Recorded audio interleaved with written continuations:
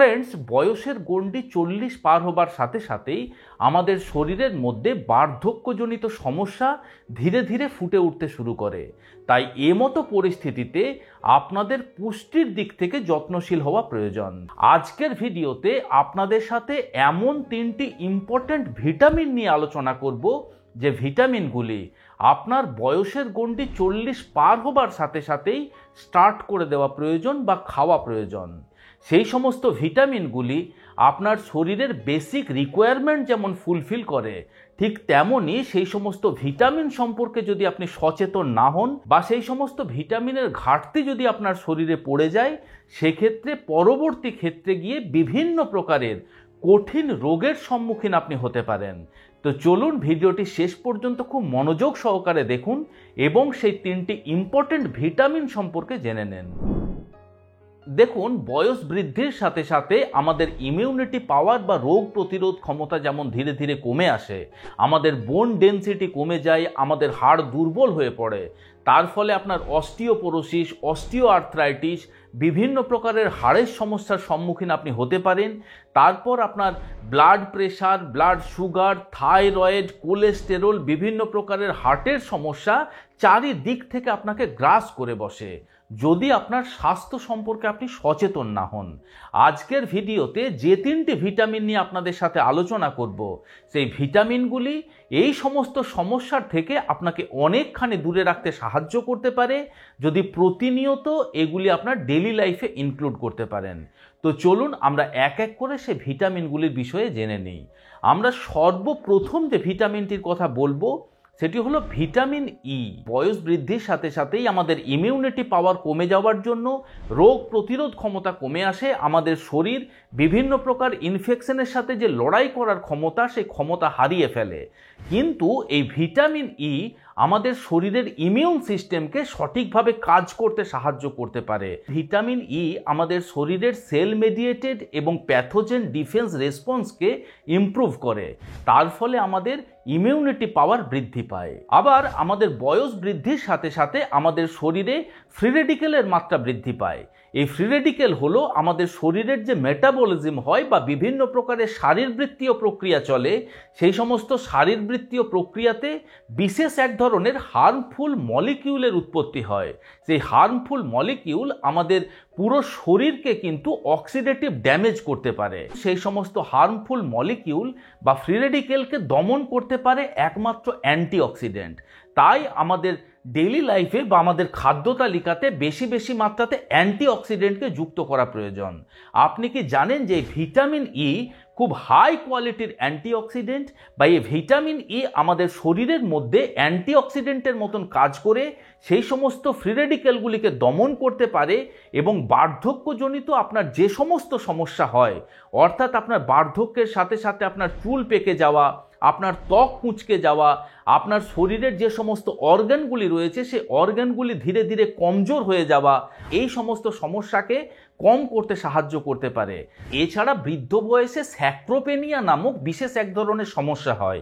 এই স্যাক্রোপেনিয়া হলো, আপনি দেখবেন বয়স বৃদ্ধির সাথে সাথেই মাংসপেশি শিথিল হয়ে যায়, মাংসপেশি কমজোর হয়ে যায়, আপনার কোনো ভারী জিনিস ওঠানোর ক্ষমতা কমে যায়। এটিকে বলা হয় স্যাক্রোপেনিয়া। দেখুন, এই ভিটামিন ই কি করে, আপনার মাসেলকে স্ট্রেনদেন করতে সাহায্য করতে পারে, আপনার মাসেলের শিথিলতাকে কম করতে সাহায্য করতে পারে। তাই সবে মিলেমিশে এটা আমরা বলতে পারি যে আপনার খাদ্য তালিকাতে অবশ্যই অবশ্যই ভিটামিন ই কে যুক্ত করা প্রয়োজন। এখন স্বভাবতই আপনার মনে প্রশ্ন আসতে পারে যে ভিটামিন ই আমরা কোন কোন খাবারের থেকে পেতে পারি। দেখুন, সর্বপ্রথম আমরা যে খাবারটি বলবো সেটি হলো আমন্ড বা কাঠবাদাম। আমন্ড বা কাঠবাদামের মধ্যে আপনি প্রচুর পরিমাণে ভিটামিন ই পেতে পারেন।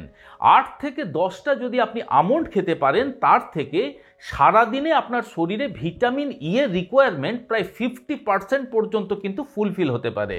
এছাড়া যদি আপনি এক মুষ্টি রোস্টেড সানফ্লাওয়ার সিডস খেতে পারেন বা সূর্যমুখীর বীজ খেতে পারেন, তার থেকেও মোটামুটিভাবে প্রায় 40% থেকে 50% ভিটামিন ই এর ঘাটতি আপনার শরীরে মিটে যেতে পারে।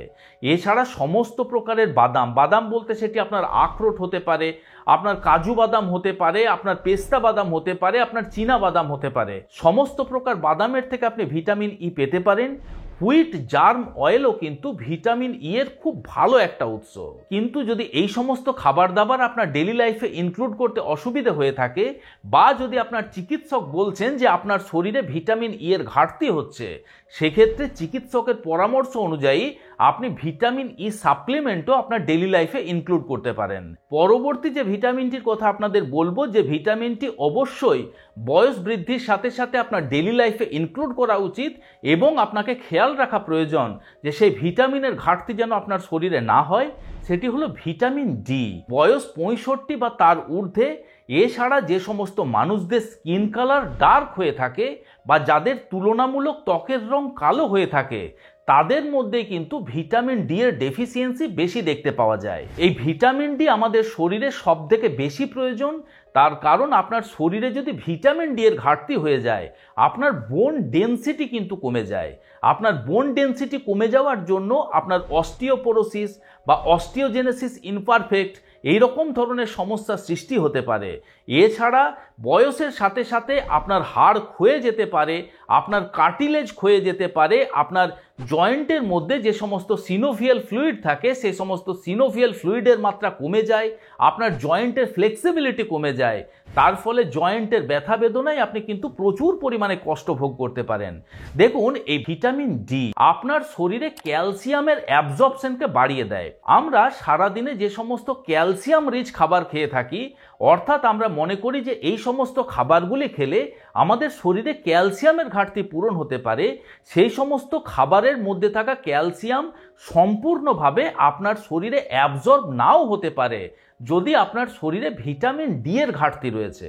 তাই অবশ্যই আপনাকে মেকশিওর করতে হবে যে আপনার শরীরে যেন ভিটামিন ডি এর ঘাটতি না থেকে থাকে।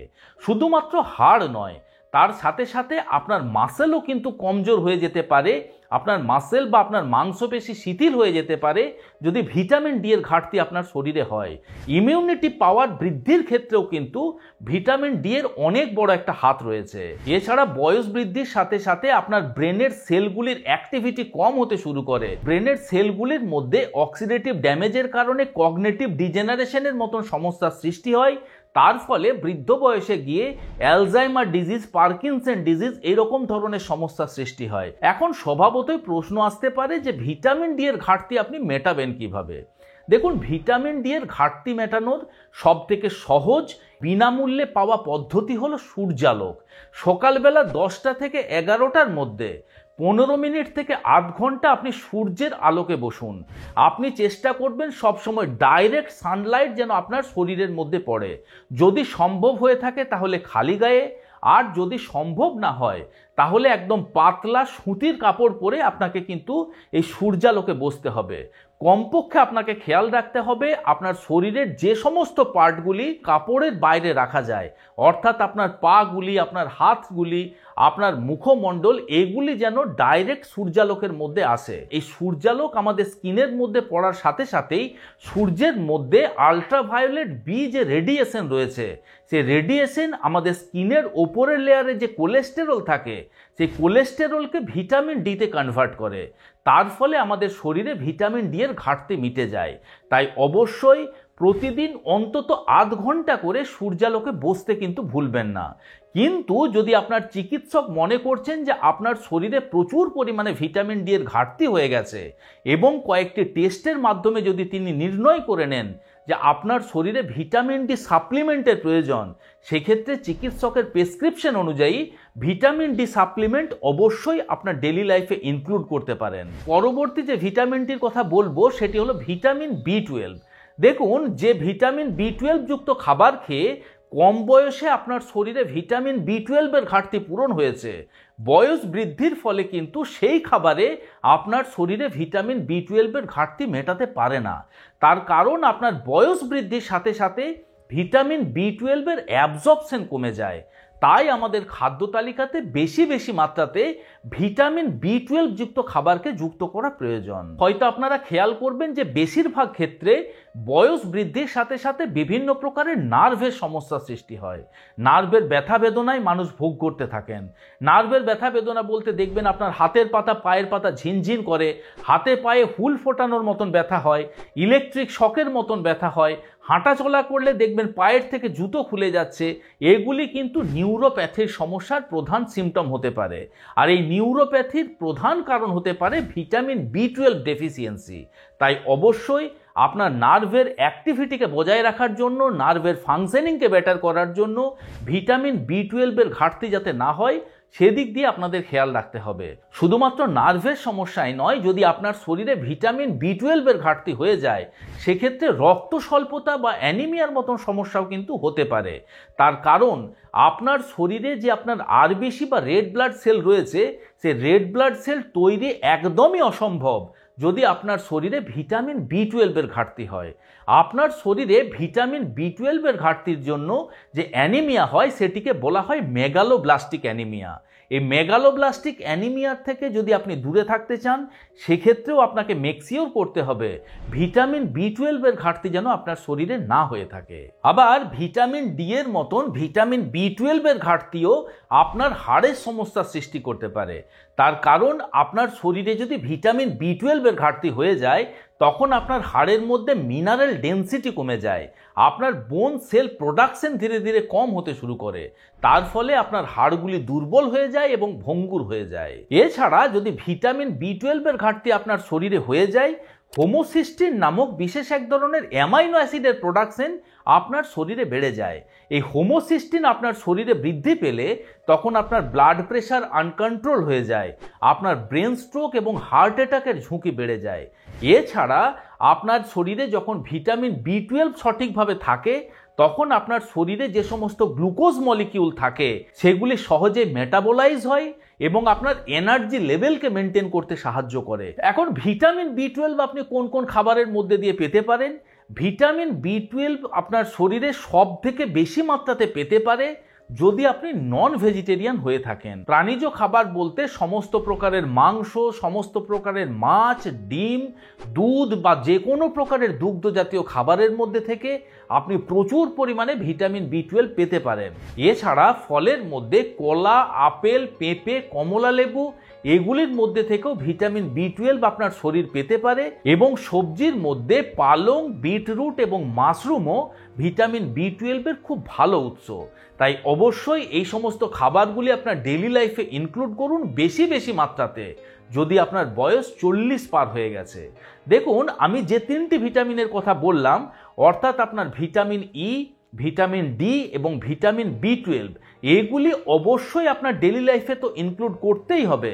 তার সাথে সাথে আপনাকে মেকশিওর করতে হবে ভিটামিন সি এবং ভিটামিন কে যেন আপনার শরীরে ঘাটতি না হয়। তাই আমি সবশেষে আবার বলবো, বয়স যদি 40 পার হয়ে গেছে তাহলে আপনার পুষ্টির দিকে যত্নশীল হন এবং আপনার শরীরের খেয়াল রাখুন। আশা করি আজকের এই ভিডিওটি আপনাদের ভালো লেগেছে, ইনফরমেটিভ লেগেছে।